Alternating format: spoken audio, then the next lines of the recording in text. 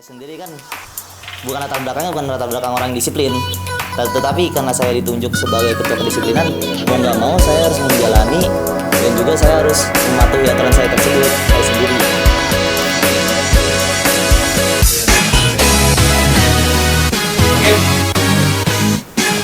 Let's start by saying basmalah.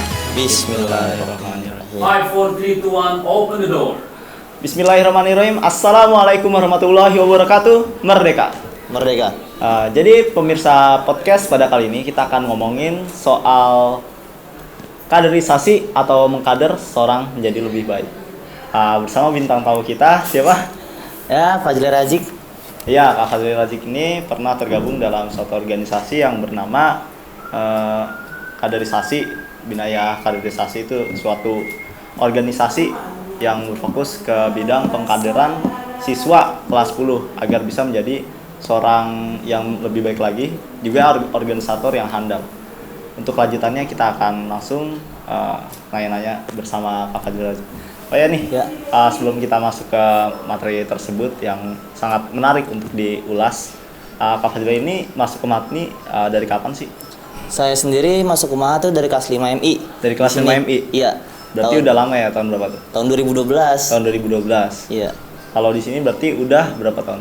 8. Nah, oke, 8 udah 8 tahun. tahun berarti udah banyak banget ya pengalaman di sini. Alhamdulillah. Nah, nih untuk soal pengkaderisasian ini, kalau kakak dulu di bagian mana? Saya Organisasi- sendiri organisasi. ditunjuk oleh Basotan ketuanya menjadi ketua kedisiplinannya. Ketua kedisiplinan, berarti yang Iya. bagian mendisiplinkan ya. Iya, mendisiplinkan mereka. Itu pengkaderisasian ini gimana sih programnya? Ngomong-ngomong Ya banyak sih, dari segala aspek ada. dari segala aspek. Iya, Kalau programnya itu per hari atau per bulan atau kapan aja tuh? ada targetnya sih. Ada per bulan. targetnya? Iya. Per bulan. Iya, kalau waktu masih angkatan saya per bulan. Waktunya di saat kapan?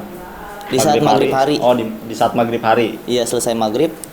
Selesai maghrib menjelang mau isya itu waktu pengajarannya. Itu per bulan, sebulan itu berapa kali pengkaderisasian itu?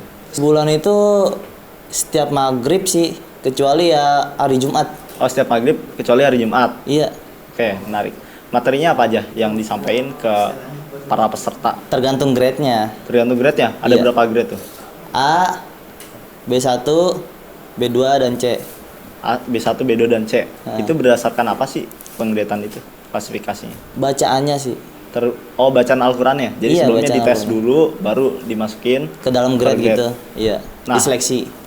Itu apa aja yang diajarin sih di situ agar bisa menjadi seorang yang lebih baik lagi? Kalau untuk yang grade apa dulu? Ya dari ketiga grade itu. Kalau A yang apa grade aja? A itu kan karena emang bacanya sudah mumpuni. Ya. Jadi mereka yang dilatih itu tentang itu apa sih, cara ngajar Al-Qur'an, baca Al-Qur'an tetapi pakai murotal. Oh, pakai murotal. Jadi pakai nada bacanya. Oh, Itu iya. untuk grade A biasanya. Kalau grade B, Grade B sama B, tetapi B2 itu bacanya kan masih kurang. Iya. Jadi bacanya dibagusin lagi, dilancarin lagi. Kalau untuk yang nggak ada grade C ya? grade C Ada. ada. Nah, itu grade yang C sangat apa? kurang. Oh, yang sangat kurang. Iya. Nah, itu selain materi tadi kan itu kan memperbaiki bacaannya. Mm-mm. Ada nggak sih materi tentang kepemimpinan atau kayak gimana? Ada di saat semuanya udah grade C sama grade B2 sudah kosong, Iya. kan sisa 2 grade, grade A sama B. Nah, itu sisanya pengkadernya. Kita ngader mereka biar dapat ngajar generasi selanjutnya. Jadi diajarin kayak guru gitu. Iya, kita ngajarin biar mereka bisa ngajar selanjutnya gimana. Cara kayak kita ngajar mereka gitu. Kalau metode-metodenya nih, itu apa aja yang dipakai buat ngajarin mereka? Entah kayak game atau dalam bentuk watching atau bentuk public speaking. Nah, itu apa aja yang diajarin ke mereka? Kalau game itu tergantung sih, tergantung tergantung kurikulum juga. Tergantung kurikulum. Iya, itu semua tergantung kurikulum. Yang nentuin kurikulum soalnya yang buatnya. Kalau selama ini, selama kakak ngebimbing kaderisasi ini jadi seorang pengkader, itu apa aja yang kakak kasih ke anak didik atau peserta agar menjadi seorang yang lebih baik lagi? Ya, kalau saya sendiri sih Kalau dari kelompok saya sendiri itu menunjukkan kedisiplinan mereka meningkat. Kan saya sebagai ketua disiplin. Iya. Nah, jadi saya terutama tugas pokok saya itu mendisiplinkan mereka. Ada nggak sih Kak beberapa orang yang emang bebel banget gitu atau bisa dibilang bandel kelewatan dan atau enggak yang apa sih yang kayak mentalnya sering down gitu. Iya. Nah, ada nggak sih kiat-kiat tersendiri agar untuk mengatasi orang-orang tersebut? Kalau ditanya seperti ini saya jadi ingat ada beberapa anak yang seperti itu. Kayak misalkan udah diajarin walaupun sama kakak-kakak yang Nisa yang bisa dibilang cakep lah ya. Kan pasti bakal masuk kan. Oh iya. Kalau kayak gitu. Ada masuk nama. Kalau cowok diajarin sama kakak-kakak Nisa cakep pasti bakal masuk. Udah sering ada beberapa yang kayak gitu. Cuman beberapa orang doang yang berhasil, sisanya tetap bebel. Oh, tetap bebel. Iya. Nek, kalau pengalaman menarik apa tuh yang paling menarik di Pengalaman Organisasi menarik sendiri. ya. Pengalaman menarik waktu itu cuman berjuang dalam memperebutkan ruangan dengan kemustamian Abu Bakar dan itu kita negosiasinya di Anur nyampe malam-malam. Itu paling menarik bagi saya sebelum betar dimulai. Oh, itu jadi ceritanya tuh lagi nyari wadah atau tempat untuk Iya, ngajar. betul. Soalnya kita kan diperkirakan nggak bisa dapat 4 asrama. Iya. Makanya kita cari solusi lain. Tetapi alhamdulillah dapat. Nah, itu yang paling menarik berarti penuh perjuangan banget ya. Iya, penuh perjuangan lah. Nah, Kak, dari Kakak sendiri nih sebagai pengajar, kalau sebelumnya itu dapat materi dari mana sih? Jadi bisa ngajar kayak gitu, bisa mengkader orang. Ya karena kita angkatan saya sendiri itu dulu di kader. Oh, di kader dia jadi. Iya, sama angkatan sebelumnya. Jadi berlanjut gitu. Iya. Ntar berlanjut di kader baru mengkader lagi. Heeh. Kayak menarik. Terus soal pengkaderan ini apa aja yang Kakak dapat sebagai pengkader? Pengkader. Iya. Kalau Buat saya, Kakak sendiri nih. kalau dari saya sendiri, Iya, apa aja yang berubah? kalau dari saya sendiri sih jadi lebih disiplin ya. Jadi Soalnya saya sendiri kan bukan latar belakang orang yang disiplin. Tetapi karena saya ditunjuk sebagai ketua kedisiplinan, mau nggak mau saya harus menjalani dan juga saya harus mematuhi aturan saya tersebut, saya sendiri. Iya.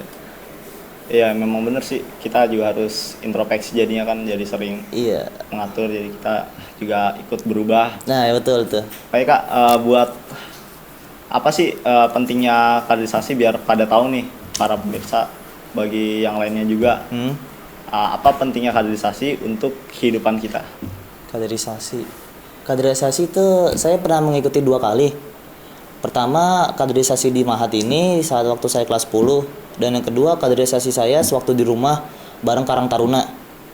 Dan itu sama-sama diisi materi yang berisi kepemimpinan.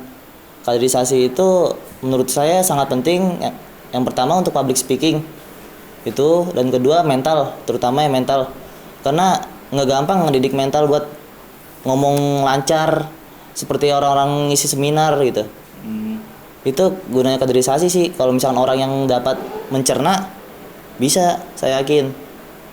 Itu kalau soal tadi kan pernah di Karang Taruna ya. Dulu itu pramuka atau gimana? Oh, jadi gini. Story-nya itu saya sendiri kan anak Pak RT. Pak RT. Heeh. Wah, keren tuh.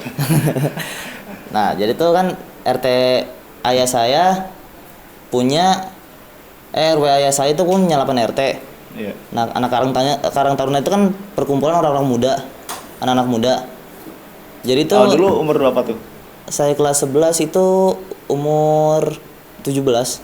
Oh ya, berarti masih pemuda ya. Iya, masih muda. Jadi sebaya itu Karang Taruna sebaya atau ada yang Mereka lebih tua Oh, daripada mereka lebih saya. tua. Iya, 20-an semua. Dan itu benar-benar seru sih walaupun beda umur, tapi emang kebersamaannya terasa walaupun beda RT, beda segalanya, ada masyarakat beda, lapisan masyarakatnya beda, tapi tetap terasa di saat Karang Taruna itu karena bersatu semuanya. Itu di sana ngapain aja sih aktivitasnya? Yang pertama itu di saat nyampe sana pemberitahuan per kamarnya masing-masing kan di villa. Oh, di villa gimana tadi yang soal aktivitas malam tadi?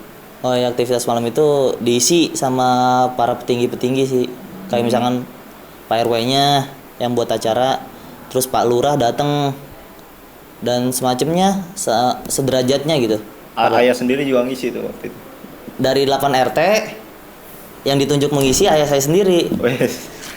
Dan saya itu juga heran, lah kok dari 8 RT saya bisa ayah saya sendiri. Paling motivasi kali ya. Mungkin Pada bisa dulu. jadi.